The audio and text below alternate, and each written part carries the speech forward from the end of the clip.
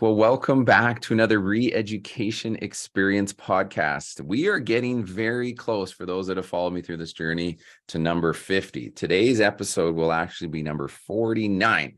So, oh my gosh, we've been doing this a while. And the person on today's podcast is somebody that I've known for a long time. And honestly, when I built this concept, it was one of the first people that I thought that I should bring on. And somehow along the journey, you and I just haven't. We've connected in other ways. We've connected in my Redline office. We've connected within the Thrive Not Survive world. And we used to connect back in the day when you were in a production. So today I've got a master coach for women in real estate. She is a former top producer in the industry in my local market of Calgary. So again, that's where we first met each other. I'd also like to say she's I would say a curator of like real estate life by design. And this idea that like you can do real estate differently is something that I continue to see in her coaching, her messaging, her mindset, and through the lives of the incredible women she's coaching. I just see that thread. And I don't know if you've heard that before, but I continue to feel it. She's, of course, a mother, and you have to tell me how old your little one is, wife, and incredible boss lady at this point, just crushes it. So she, like I said, she was an agent in my local market, and I was able to watch her rise through the ranks of production just really fast. She got up to speed. Off she went. All of a sudden, she was got interviewed and asked to join one of the top coaching companies in the world, and of course, has taken this leap for the last many years now into like elite level coaching. And so it's been awesome watching your journey as we've done this. So again, welcome to the show, Elise Montgomery. Wow, Darren, thank you so much. And I have so much respect for what you're doing and the voice that you're bringing to the local market and how you're shaking things up. You're such a disruptor in the coolest way. So I'm so grateful to be here and have this conversation.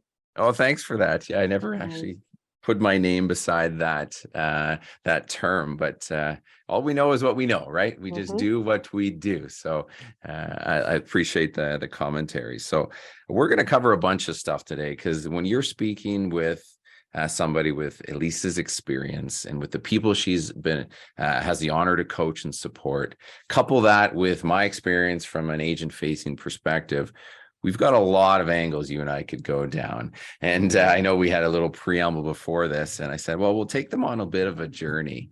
Now, I wanted to just premise something. Of course, the niche that Elise has decided to build out is focused on real estate coaching for women. That's just her choice. Now, there's so many parallels. So if you are not a woman listening to this podcast, please just know we are going to unpack so much incredible value for you. You'd be silly to use that and pop off of this because of how much parallels. And again, that's just a niche. We should all be picking a niche. Speaking of that, why did you go that way when you and I first connected, and you had actually passed me a referral from a coaching perspective, and you said, I'm going to go down this path. And I know many of us in real estate consider going down this general realtor world, and we think we can serve everything. And coaching could be the very same, but you made a pretty quick move, I think, to go very niche. I'd love for you to expand on that, and then we can parlay that into how maybe we could support agents to go down that same path. Yeah, I love that. So the reason why I took a stand for working with women was I was coaching everybody, and I saw such a massive need in the market. So women in real estate do things differently. Right? There's different needs, there's different expectations, there's different pressures, and they weren't being addressed through the coaching and training that exists in the real estate world. So if you look at it, the majority of realtors are women, but most of the training and coaching, who leads it? Right? So there was a clash there, and I saw the type of training that they were getting was pushing them further and further away from their goals, making them shut down, making them feel overwhelmed, beating up their confidence, rather than what it could be doing to really empower them to go after big, crazy goals that they never thought possible before. So I wanted to be that voice in the market that could take a stand for women really getting after something exceptional and doing things in a way that makes sense for them. So really leaning on their strengths, lighting them up, finding their passions, and allowing them to explore that in a way that maybe they haven't before. Love it. Now that could be scary because you went taking the leap from top producer to coach. You build a Yeah. clientele, just like any of us out there selling real estate. We build a clientele, and it takes time to build that momentum and create the cash flow. So you basically just shut off half the market and said, okay, right, I'm trying to build my business, right? And of course, we all have debt requirements and everything else to do with life. So I mean, tell me about how that then catapulted the next path for you. Yeah, so it's interesting because I have this core belief that if you are really lit up about what you're doing, it has the chance to just be exponential, right? If you're following your passion, if you're following what you're really, really lit up about, there's no stopping you. There's no holding you back. I knew I was onto something because I had experienced the same thing and I was hearing it through all my female clients. So I had that base already. I knew it was there, right? But if I could grab onto building a business that just delighted me first, right, and really taking a stand for what I was passionate about and what I wanted to express in the world, always that gets you 10 times further ahead than what if you're doing only what you think you should be or what you're told you should do in the market. Yeah, I mean, I'm glad you brought that up because leading Redline over the years, we've had an incredible, strong group of women, and they continue to Mhm. match or surpass the men. And there's always at least half of the top 10 are powerful Redline women. But I Mhm. have heard that over and over again with me and Brett leading. There was never a female voice, Mhm. and I'm glad you're servicing that, right? It is such a need, and there is a difference. Now, for a realtor, though, if we Yeah. flip this right out to like value for the agent, I Yeah. mean, picking a niche and going deeper, is that something you coach often within your crew? So I think it's interesting because instead of focusing on what's your niche, what's your niche, what's your niche, and boxing someone in, what if you ask the question of what do you really, really want? What does your ideal business actually look like? And give them the space to answer that question. We are filled with so many shoulds in this industry. It's so disgusting and so exhausting. Like we're told we have to do all of these things, or we're a dinosaur, we're obsolete. You better catch up with the times, you better do XYZ or else. But what if you don't want to do those things? What if that's not meant for you? What if you have different ideas that would lead to an even bigger outcome, right? So really getting clear on what you really want to do and building up a business that lights you up first, and really looking at what are the pieces in my business that are ultimately just shoulds, where I feel like I have to do these because I've been told at every single training for the past 5 years that I should. But is that what you really want to do? Or are you just, going on It's autopilot going a by little bit? default, right? Yeah, yeah. So giving yourself permission to analyze that question can be really game changing. What are some, when you say the word, I don't think I've ever heard of it in that way, like the shoulds. What are Mhm. some shoulds that you think a lot of people by default are just doing and not asking that question? Are there things that as you're coaching these ladies that continue to come up, I thought I should be doing this. I should be doing that. Anything that come to mind when I bring that up? Oh my God, yes. How long do we have? So I should have a social media channel. I should have a YouTube channel. I should have an Instagram account. I should have a Facebook group. I should be doing groups on Facebook. I should be running web leads, all these different things. I should have this huge platform of a website. I should have these marketing expenses, all these different shoulds that we think are just obligatory at this point in our industry. But are they really? Like I have a lot of ladies that I coach that have, hugely successful businesses, multiple six figures, and, maybe have a website. So we can question everything and really dig into, but what do you really want to do? What would really light you up? And that changes your whole business model.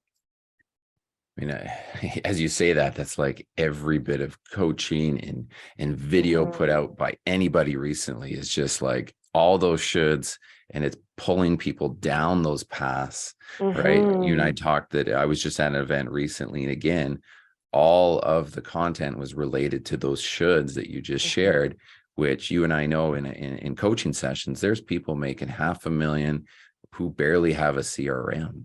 Right. Exactly. But nobody talks about that. Nobody talks about that. It's not sexy. It doesn't sell. Right.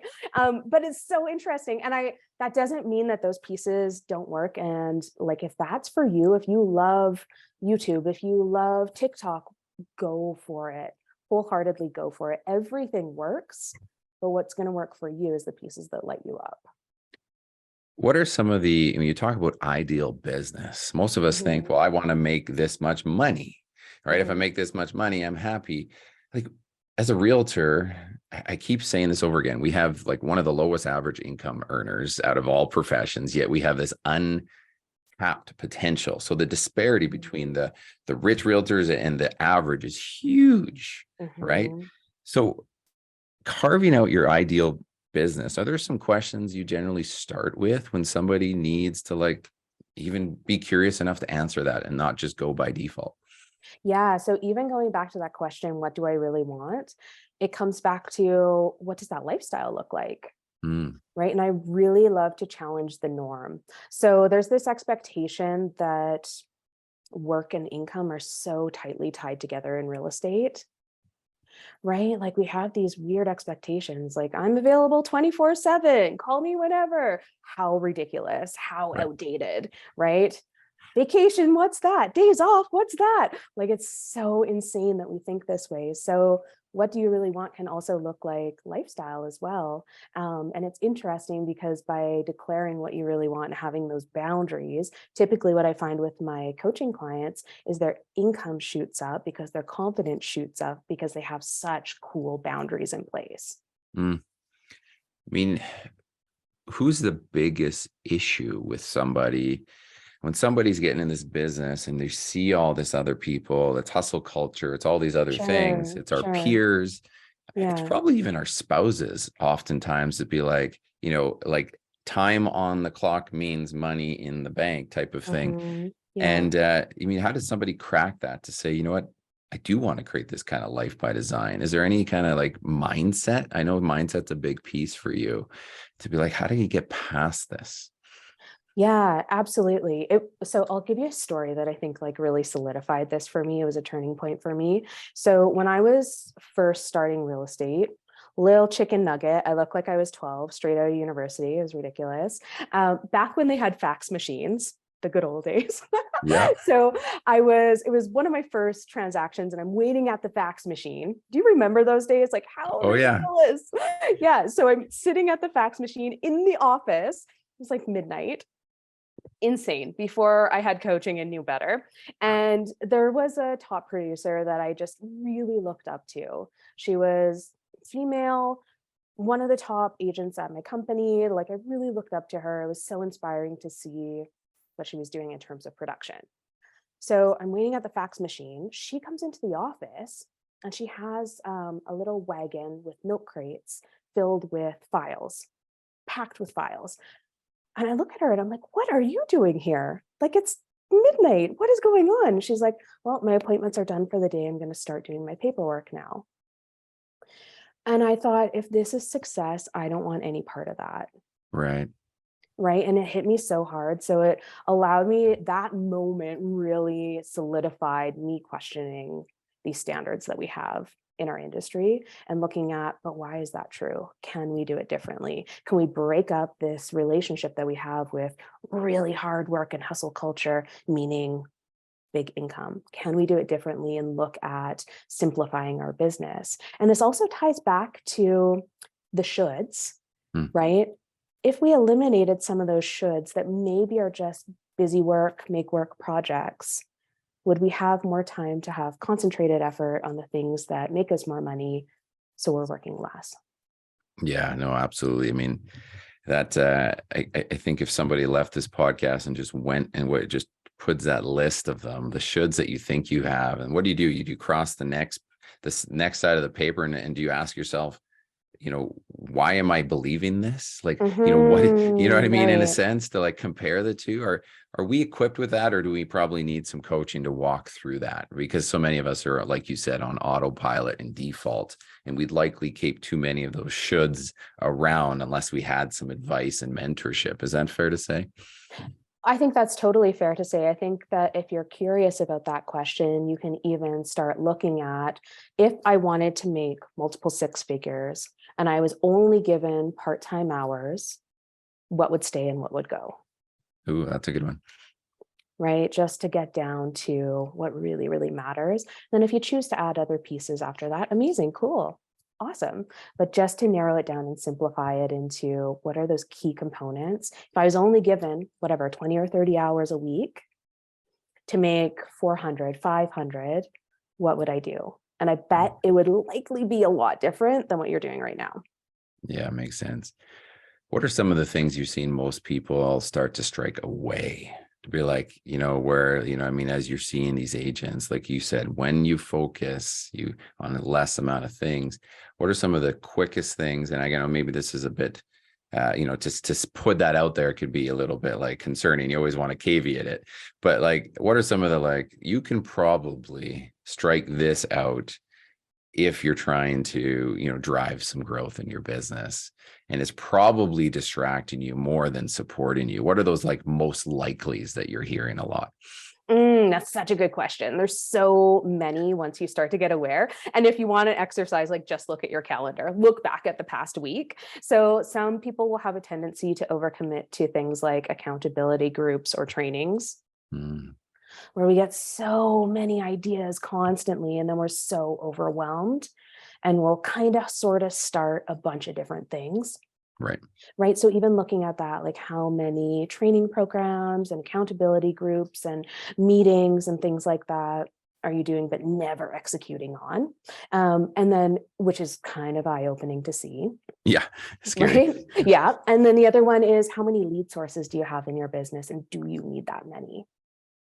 Right. Are we being pulled in so many different directions when we can really just simplify it to earn even more and have that growth and stability that you're looking for, and really get good at doing less but better? Totally. I mean, I think I use the term often, unfinished bridges, right? Like you're just like Mm-hmm. on the way there, and then there's this like cantilever overhang to nothing. Yeah. Right. And we Yeah. have all of them. I mean, sometimes I find myself thinking of this when I look at my Google tabs open, and Mm-hmm. then you'll leave these tabs open that you think you're going to go back to, i.e., that potential sign up for that course or that webinar I should attend. And all of a sudden you've got, 42 open tabs. And it's just like Yeah. one little microcosm of like what's probably going around in your head, which is causing maybe not a lot of action, right? That is the most engineering way to describe real estate. But yes, absolutely. I love that so much. That's so hilarious. See, this is why you need a combo of you and me, right? You can't. There we go. There we go. Goodness. Well, I want to ask you a couple of questions around what you're finding among all of this right now, about what's working for realtors. And if we think about it kind of tangibly, I know it takes a while to unpack some of the stuff inside of an individual's base, like business, one-on-one, which you do with your clients, and even in your group settings that you do in your masterminding. But if I were to say what's working today for realtors from what you're seeing when we relate to database, where does your head go when I say that? Yeah, so it's so interesting because this industry has and always will be a relationship industry. But that's where a ton of fear lies, right? Really solidifying and continuing and fostering those strong relationships contains a ton of fear, right? That's where I hear all the objections. Oh, but it's been 2 years. How can I reach out to my past client? All these things that we have, right? Oh, I'm going to be this salesy, pushy, aggressive, gross person, right? We have all these objections that come up, but really, truly, it's a relationship business. And what works is connecting with people, right? Whatever that looks like for you, having that connection and building up that database is gold. always has been and always will be. It's so funny how we get so caught up in everything else, but it'll always come back to relationships and how strong those are. See, us as realtors, I find we're always looking for that lead in. What's the messaging? So I don't sound that way. But I think they forget they just have to continue being a person on the other end. Is it not like to know that there's a care factor? If they're considered your database, does that not mean you believe they mutually value you and you value them? So how can we not just have a real relationship? And is that kind of where you're going? Like just foster Yeah. that without the real estate, lead in. Is that fair? Totally. Be a human first. Absolutely. And people are so smart and sophisticated. Like they know when you're following a script, they know when you're being salesy, they know when you have a different intention, right? So if you just focus on the connection, it's wild to see how quickly your business can grow.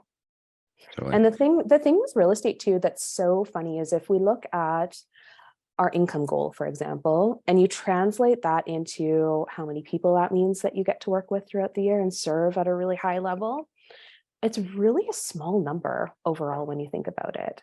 We build up these lead sources that can accommodate tens of thousands of people, right? These public platforms. But when we really look at our goal number, it's, typically under 100 people that we're working with, and that comes from relationships.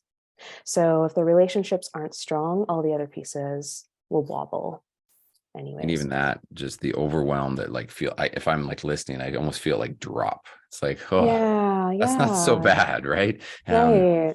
But we'll like be doing what you and I are right now behind a computer, and almost like nervous to just be humans and connect rather than we think I'm a realtor and and that changes who I should be, right?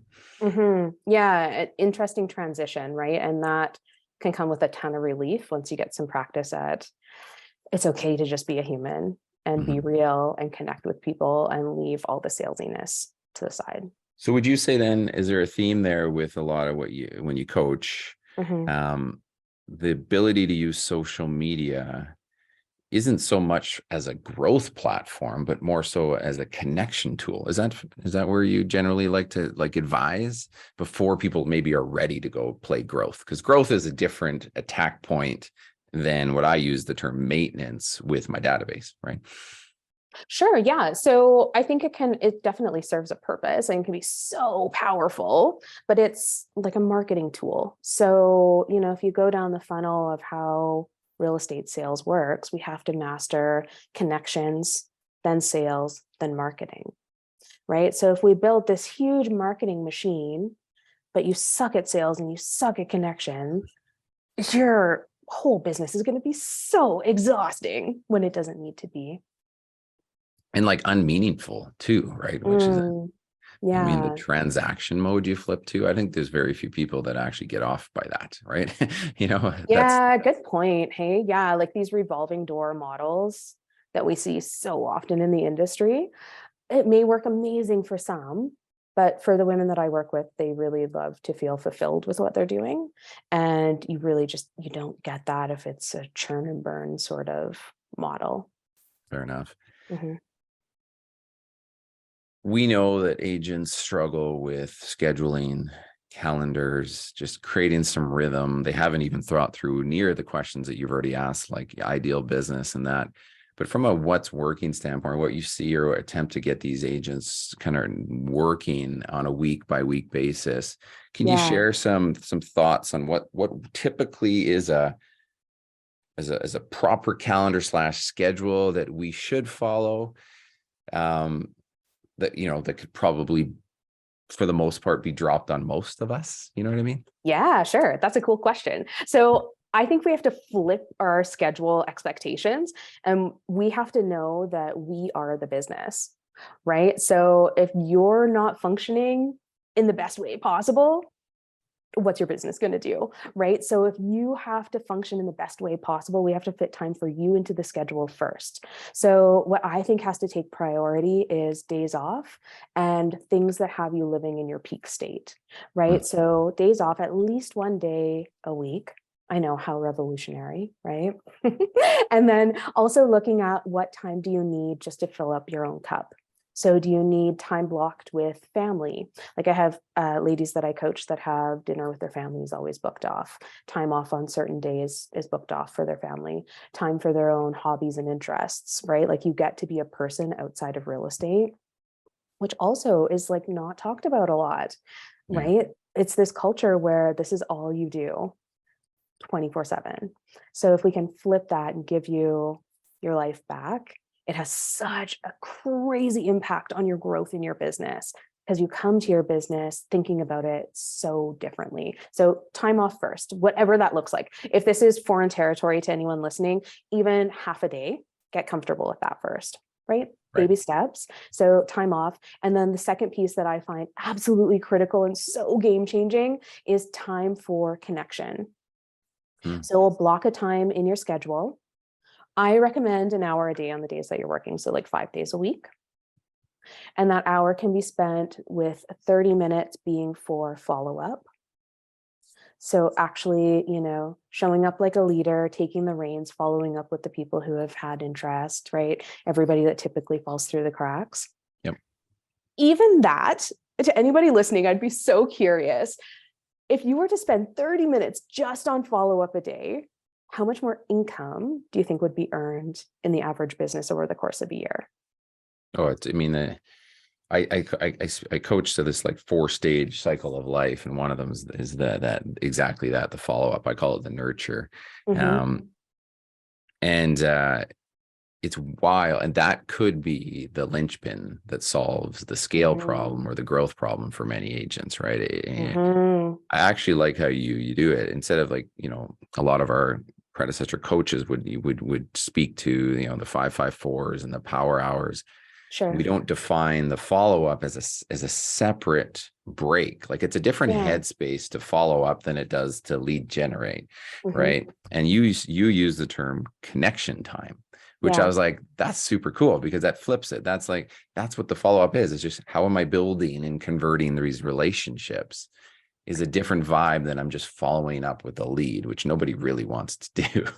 Yeah, totally. And even that language, right? Like following up with a lead is such an impersonal way to look at it. And the intention is sales and aggressiveness. And even how we were sold this whole concept of you must make your calls every day. Like the standard that I keep on seeing is you must make 40 calls a day.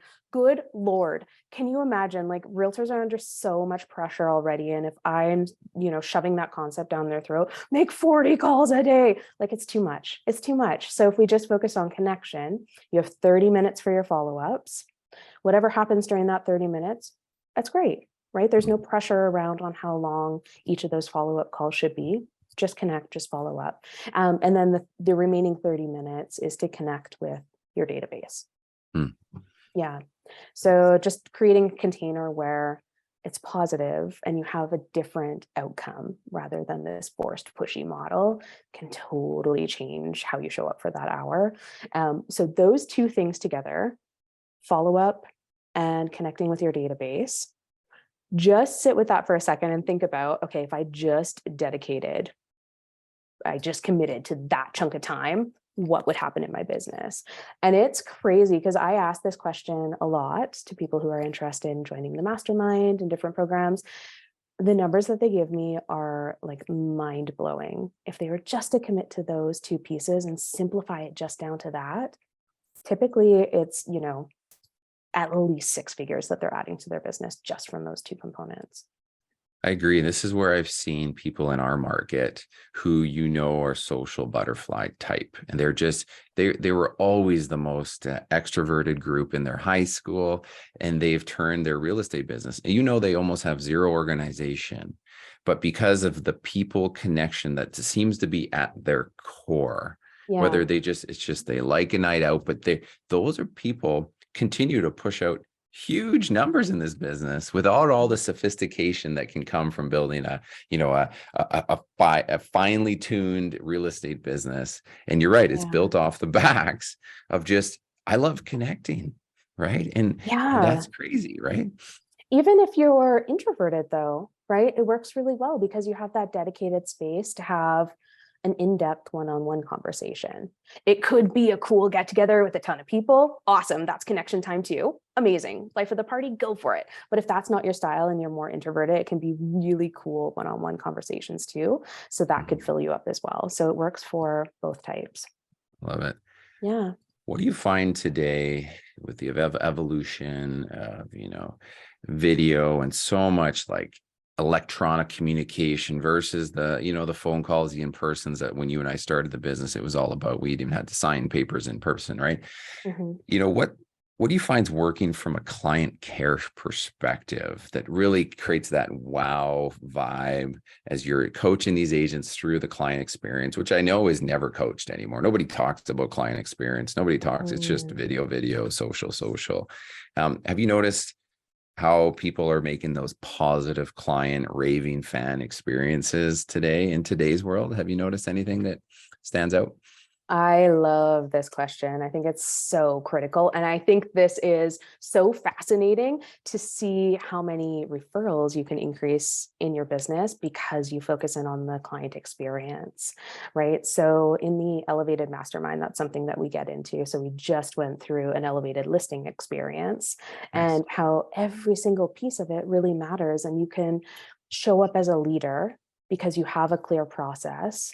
And it gives people so much trust in what you're doing.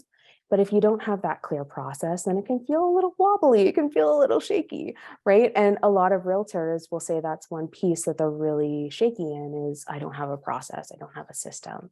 So really looking at how can I create something that's so simplified for my clients? How do I get clarity on what my steps are? And this doesn't have to be long and complicated, but just getting that mapped out can really shift how you show up, can change your confidence because you know what's next. And it totally changes the client's confidence in you too, because you're saying, okay, we're complete on this step. Here's our next steps. Here's what we're going to take care of. And tech can support that process so well. There's so many different programs that can support client experience, which I think is amazing. But it's just whatever works for you personally, right? I mean, and when we talk the word system and process, you bring that up with somebody who's feeling a little bit squirrely, a little bit overwhelmed, they instantly clam up, right? Because they're thinking that can feel so big. But like you just said, it just needs to have a simple roadmap. So when this happens, we do this, and then I do that, and then at this, and then you're right. The softwares are then the final step, right? That's like as we go, it can simplify and automate. But so many people get to this point, I find that just they pause, they're confused, they're overwhelmed with the word system and process, but yet we just need to just put down pen to paper so we can follow something with a rinse and repeat. Is that kind of where you're going to?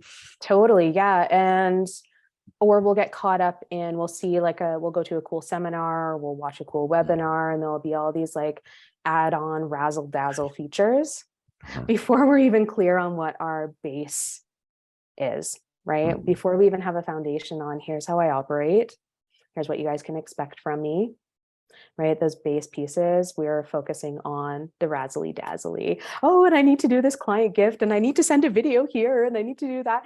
Cool, but get the foundation solid first, right? Totally.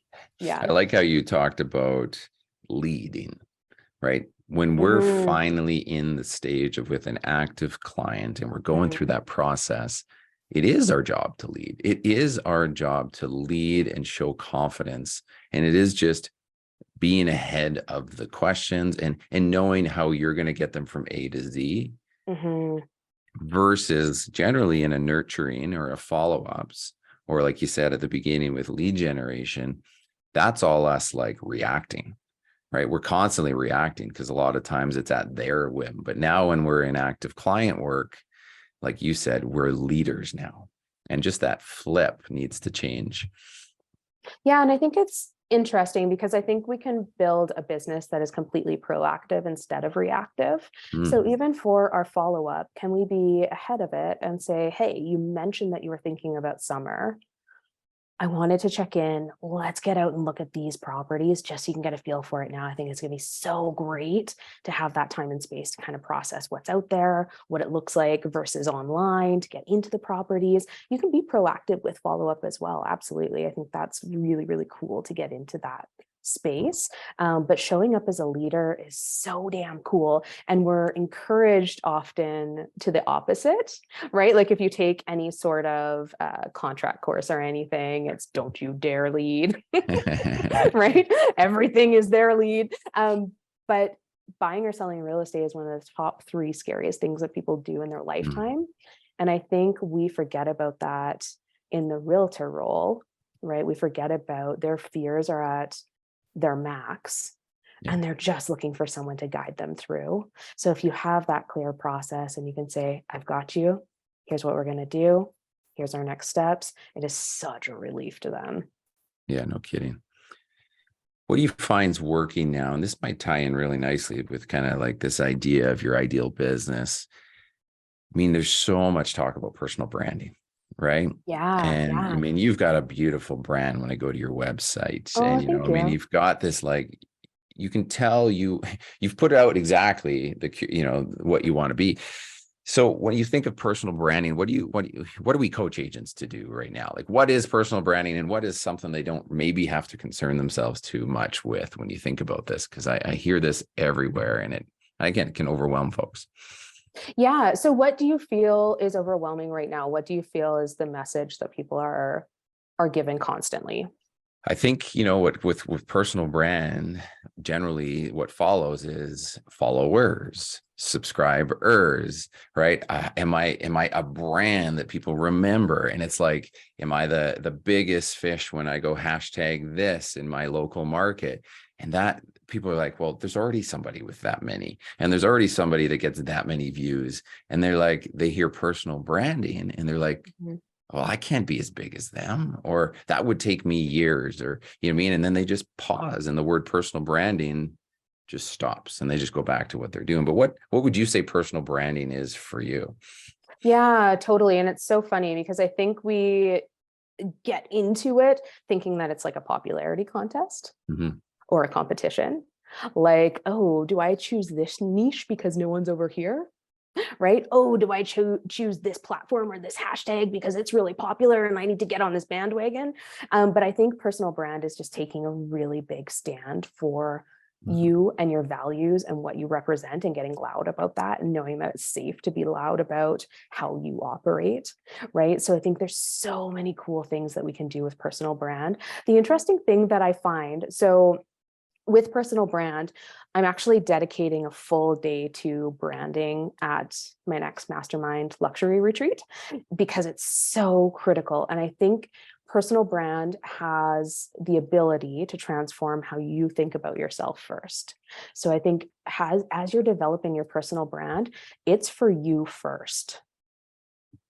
What do you want to be all about? What excites you? What are you wanting to get into, right? So for a lot of the ladies that I work with, they'll do a lot of work on mindset, shifting their belief systems and things like that so that they're hitting these outrageous goals, like 500, 600, 700, and their identity has shifted, and personal brand now gives them an opportunity to allow this internal change to be reflected externally. Right? So the change happens first internally. They start showing up as a different person. They start elevating everything, how they're thinking, their beliefs, their standards. And then their brand gives them the opportunity to show that to the world, what they're about, what they stand for. Yeah. And if you think about it, if it's anything other than what you just described, it'll show cracks. It won't be continuous. There'll be misses, and it'll be like, who the hell is that person? Because there'll be a little of this, little of that. Yeah. So it's kind of like that slow down to speed up moment. Again, if you are able to be you authentically, well, for one, you'll be up late at night doing it because you're excited, right? You'll be up early because you're like, that's me and I'm all about this, versus this, manufactured version, or this, like you said, should have a brand and that should mean something. That's a deep one. That one pulls deep, I think, even for me when I think about what the hell I'm trying to put out to the world, right? So Yeah. And it's such a cool filter for, like, I love the expression birds of a feather flock together. So what you put out into the world is what you're going to get reflected back. Right. So if you have very high standards, let's say you're trying to get into a different price point in your market, right? Let's say you're inching up to a different price point. If what you're putting out into the world reflects where you were 2 years ago, lower price point, different mindset, different beliefs, different standards, you're going to keep on getting that same sort of client, right? right. But if you up level your personal brand to reflect where you are now and where you're going, then you're going to start getting those types of people coming into your world because they resonate with that message. Yeah, for sure. It's such a cool filter that way. I got a question for you. When it comes to, when we kind of hinted at the beginning about when you went niche down the world of coaching women, because there's like a lack of that. And then you've learned, within those walls, within the Elevate Mastermind, within the coaching calls, how to like further tap into that to create success. If you flip it now over to us, some dudes out here listening, what are you Yeah. noticing that you think has been unpacked within all of your specifically women coaching journey that we are overlooking completely as men out there in this industry? Have you noticed anything that you say, man, if only the men that I see out there took a bit of this on, they would be better off? But of course, that's not who you're spending a specific time with. Does anything come to mind when you're like, yeah, you guys, there's probably some growth here from you? Oh my God, I love this question. I've never been asked this. Damn, that's so cool. Yeah. So I think probably a big piece is mindset, right? Like, so there's a lot of teaching that's very linear and process and tactic driven, right? But really tapping into mindset.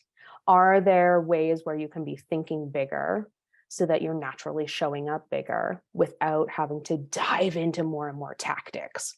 Mm, You know what I mean? So can there be a mindset shift where you can start to disintegrate a limiting belief that's perhaps holding you back?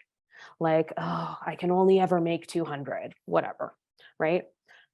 Can we look at the mindset piece and put in some new beliefs that could really propel you forward without, what I see happening quite a bit is, yeah, cool. Now I have to get into the tactics and I have to have the 50 tabs open and I have to create the spreadsheet on how to do this and da, da, da, da, da, da, da. But what if there was a simpler way that just started with a radically different belief system?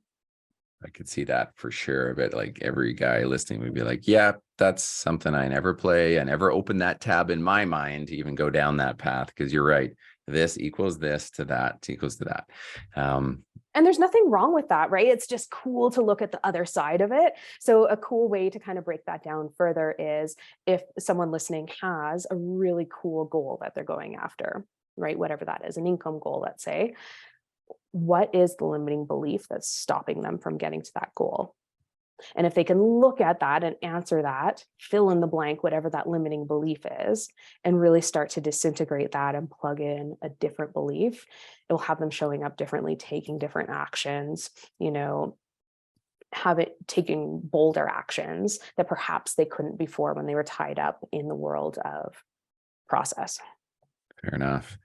Now you've been able to you and I are both big on culture, always have been, with my growth and build out of Redline. You were part of a large firm that had, there was a group of you guys that were really close to each other. You joined the Tom Ferry world. And again, there was a culture there. Now you've decided to take your coaching to the whole nother level where it's not just individual folks, it's bringing them all of that one-on-one coaching into these group Yes. settings, right? Yeah. So can you walk us through why you did that and maybe the impact of what that's done? Because it's one thing to coach individuals who are all in disconnected to each other versus this mastermind attempt to pull people together, which would not be easy, right? Logistically, for everything and the commitments. But I'd love to hear your take on this and what you're seeing from your end.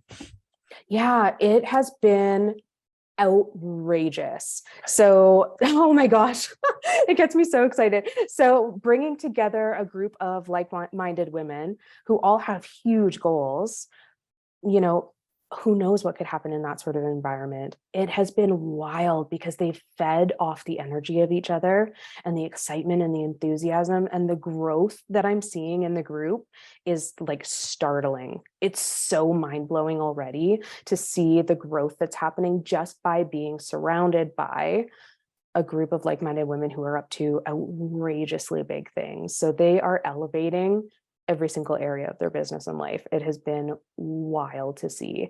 And it's so interesting because when you think about, I was walking people through an exercise. If you think about the top 5 people that you spend your time with, and especially for women, if you think about the top 5 women that you spend your time with, and you just start to look at what's the average income of those people that you're spending the most time with, for most people, it's way below their goal income. Right? So getting people into a container where everyone's goal income is just wild and outrageous and amazing, you have totally different conversations. You show up differently, you take bigger risks, right? You go for things that maybe you would have held back before. The group support and energy just fuels everyone to go to another level. Yeah, no, that makes a ton of sense. And I've always felt, and maybe it's not just me, but in real estate, we're full entrepreneurs, right? Yeah. But you show up at the hockey rink, or you show up at the soccer field, or you show up at the dance studio, whoever you are, man or woman, generally the person beside you is not, right? There's Mm-hmm. the few business owners, a few real big professionals, but it's such a mix. And Mm-hmm. I find even within those circles, because when you have kids, you're in those circles as your friend groups. Mm-hmm. There's such a mix, and mix is good, but when it's trying to drive towards intention, like a growth in your business, I could see how this container idea that you've put together would just supercharge this for folks. Yeah, it's been such a crazy catalyst. And the interesting thing that was so cool to see right off the bat, it was instant synergy with the group. So we started off at a luxury retreat in Scottsdale. That's where they got to meet everybody. Hard And place to like connect, right? Yeah. oh my gosh, Fairmont, Scottsdale, it was so gorgeous. We had our own private sommelier. Oh, it was a vibe. So, but the cool thing was it was instant collaboration. So there was no competition. It was just collaboration with top producers. They were sharing all these ideas, sharing different files, sharing different marketing pieces. Everything was complete collaboration, which was so incredibly amazing to see right off the bat. Yeah. So if that's the tone, and they're all pushing each other, holding each other accountable to get up to really big things, it's just insane to see what's happened in a really short time already. If somebody's never experienced that before, it is like, this is not a pitch for coaching or masterminds, but there's a reality to, if you've been in those circles and Mm-hmm. you've been around that collective group of folks, it changes you. It changes your mindset. And if you don't have it, I suggest you seek it, if you're man, woman combo, because there's been moments in my world where I've been around it. There's Mm-hmm. moments where I've stepped out because I've outgrown one. And then Mm-hmm. every time I do, I'm craving that next ecosystem. You know what I mean? Mm-hmm. Big time. Yeah, it's hard to explain unless you've been through it, and it's just so big, right? It grows Mhm. bigger than you can think. Totally. Well, I mean, I got to commend you for pulling that off. So is the current, just based on your mastermind that you run, the Elevate Mastermind that you can get on your website, and it's Mm-hmm. just elisemontgomery.com, right? That's right. Yeah. That's closed for the year. Is that how it is? This is It's closed for the year. Yep. Because I wanted everyone to have that connection. I wanted them to go on that full year journey together. I didn't want it to get interrupted by stops and starts with new people joining. So the next round will be open for 2024, and there's going to be a wait list started. So if anyone awesome. is interested, they can definitely message me to get on the wait list. But just to have that container that everyone goes through for the whole year is so, so powerful. Well, that leads me to, I wrote in prep for this, was the word commitment, long-term, compound effect. And I could Mm, just see like these were things that would, you didn't write that on your websites, but this ability to connect for the year, commit mhm. to an advance so that we can generate a compound effect of value. That must have been things, of course, you were thinking about when you were putting this together. Yeah, definitely. And I know you've been through that sort of experience, right? So you can speak to it firsthand. The other piece with it too is I really wanted everyone to look at elevating. That was a huge theme, elevating every piece of how you show Right. up in the world. So everything was done with that intention in mind. So how you operate in your business, your systems, your brand, your business plan, everything gets elevated, simplified, and really giving yourself that opportunity to step into that next level, your future self. Even the locations were chosen with that in mind. How would your future self be traveling? Where would they Right. go? And those destinations were chosen that way. Right. Yes. Amazing. So let's hit the listeners with a few little ones. So Yeah. what would you recommend as a favorite book recently, or even right now, you might even be reading that you're just in love with? Is there a favorite book out there for us? Oh As my creatives? God. Okay. I'm the biggest book nerd. Oh Lord. Oh Lord. So I love, I read it every year. Secrets of the Millionaire Mind by T. Oh, Harv Eker. Have you read that one? I haven't, no, but Oh I've my heard of it. God. Get All it on right. the list. It's so good. Yeah. So that would be one that I would start with. You Are a Badass at Making Money is really incredible. God, there's so many that I would choose. Those would be my top two to start with. Really opening up to bigger ways of thinking, getting the money flowing in a cool way. Those would be my top picks to get started. Amazing. Mhm. Is there a favorite podcast you're listening to right now too? Oh, I don't know. Maybe re-education. There you go. Right. There we And go. that's a Yeah. given. That's That'd already be on a the top bucket. pick. Absolutely. I love what you're doing with it. I think it's so cool to get so many different perspectives. It's awesome. Yeah, there's certainly no like niche that I'm going after. It's just finding great people that can provide, a conversation, right? But Yeah, connection. That's awesome. favorite go-to lead generation strategy that if you were back in this business, if I plunked you anywhere, where would you Mhm. go to? Right. I know what I would do in my world, but what would you start to pick up with? And if you were back in the business? Oh my God, database 1000%. Yes, absolutely. I have this theory that every single person in real estate can make at least multiple six figures, but I would venture a guess if you were to go deep on your database, there's at least a $500,000 business there for everyone that's willing to do the work on it. I agree. Yeah. I know. And you're rolling out what you're calling the gold mine Mhm. um, course. And so this is a course you put together, but you're rolling it forward here. I think you're announcing it into April, right? You want to comment on that a little bit? Yeah, for sure. So I'm going to announce in April the Goldmine Live. So it's 5 different modules, and it takes you from maybe a hot mess that your database is in right now. So we go through everything to get your database system to 10 out of 10. So that looks like choosing a CRM, the right one for you, getting it all organized, knowing how to actually connect with people in a way that doesn't sound salesy or pushy, having those great conversations, how to get sales from your business in a way that doesn't feel gross, all those different pieces, having a clear communication plan throughout the year. So it's all those pieces that people are overwhelmed by or don't even know where to start. I'm just going to put it out on a silver platter for everybody and walk them through it live so we can go through it together, have that accountability, have questions answered back and forth.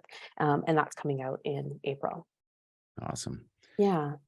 As we near the end of the hour here, I thought one thing that came to mind. I thought you've been around such amazing women. I've seen some of like the growth or just because we're happen to be in the same market, so I see this a little bit. Do you have any game changer stories that you've witnessed that you'd be willing to share around just how somebody's turned their business and where they've like made these adjustments and where you've just really seen them change that you could share, just something to leave somebody with some inspiration about I can do this too, as we get near the end here? Oh my Lord. Oh man, I don't even know where to start. I have so many. Give me another hour. So one that comes to mind that I love so much. So just so you know, right off the bat, coaching is so private and so personal. So I hold that, Mhm. very near and dear to my heart. So I'm very clear around confidentiality. So I won't ever share anything unless I've been given the Of green course. light to share that. So names and things like that, I'm very private about just because coaching is a very private experience, as you know. So with that one client that I had, she started with me and, she had goals, but wasn't really open to the big numbers. Oh, that's not possible for me. That's not possible for me, and she just couldn't get into that mindset of thinking even bigger.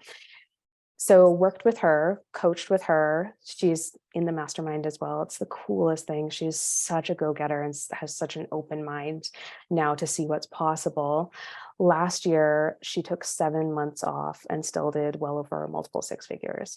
Whoa, there you go. That's a life by Yeah. design right Damn. there. Damn. Yeah. So cool. And that was her standing for something wildly different than what she sees in her local market. I mean, that's just the thing. Just like I've seen it. I've even personally gave myself these limitations and beliefs around, I should be doing this. And, should I be blocking my calendar at 3 p.m. to pick up my kids? And, should I feel guilty for that? And it's like, it takes a bit to shake those things when you're saying, this is the business that I want for me. And of course, sometimes it changes the income potential, but sometimes it doesn't, like you said, if you structure it properly. As we leave the podcast, any kind of like last bits of messaging that you just didn't get to feel like you could share about like just what it is like to be in this business and what's capable and what's possible for us as we leave the show? Oh man, I'm so grateful for this industry because anything is possible and you get to determine what you want to create. And that's such a rarity in this world, that you can have an industry where you can create whatever you choose, right? This gets to look like whatever you want. And this can be something so powerful that can produce great amounts of wealth. It can grow great investments. It can give you so much financial ease. It can give you so much fulfillment with the types of people that you get to meet and how you get to help them, and you get to be there for them at that stage of their life where everything feels unknown and uncertain, and you get to guide them through that. How freaking lucky are we that we get to create whatever we choose going forward? Yeah, I mean, it's if ever we need like a gut check, and I brought this up with my agents not that long ago. Again, like I just said at the start of this, the whole little mini keynote I shared was, we do not sell houses for a living, right? And it was, we help people transition through their major life moments for a living. That hits different, right? When we are in that mindset, supporting people in that way, we can change this overwhelm of to-do list, checklist, have to do this. And you're right. You couple that together with build the one that build the life you want for you is pretty impactful. And as a coach, it's pretty cool to see that materialize. I'm sure from your end, because you've been doing this longer than I have, from a one-on-one perspective. So yeah, it's the coolest, like to see women who perhaps were at six figures now look to go to seven figures, right? And see that journey. See, the coolest thing is not the income. The coolest thing is who they become. How they show up, who they become as women, how confident they are, how they look at the world, how they view different problems, how they view different solutions, how they feel about themselves. Oh my Lord, that is the coolest thing to witness, to see the transformation in who they are. Yeah. So powerful. Yeah. Maybe we'll finish with this. I don't know if you want to tease out, this whole concept of build whatever we could. I know the model that I'm a part of was a big reason we took our agents here, was to build this idea. Let's build a frothy career, but let's build some wealth as we go. And I know you felt that as well. Is it too early to bring up that the next thing that you're going to be rolling out, or should we pause? No, I love it. I love it. So nobody knows yet. So inside scoop for Darren. So launching on May 10th. So all the details will come out before then. But launching on May 10th is my newest course. It's called Wealthy Woman in Real Estate. And it's all around that. Like, let's actually keep a ton of what we're making. Let's have a lean business. Let's not be spending a ton. Let's look at ways that we can make even more, save even more, invest even more, look at simple ways to increase sales that don't have to cost a ton. Look at how we're organizing our accounts, how are we approaching the accountant and taxes and all these different things. I don't think we have that conversation enough. And I really wanted to go deep on it because what I've seen with the women that I coach on that is it's wild to see the shift in how much they can keep, how Mm. much they can invest when they just look at it differently, when they set things up a little different. Lovely. Yeah, you're right. It's not talked about. We're all just, it's an afterthought for most folks. Mhm. And like you said, we can make a lot of money, but oftentimes there's not a lot left over for whatever reason, because life just Yeah. happens, right? Yeah. But I love that you're putting that on. I'll be excited to hear how that goes as the year progresses. So Yeah. I Thank got to you. say thank you for being on the show and going deep with me and going tactical and just again filling this niche as well for this world.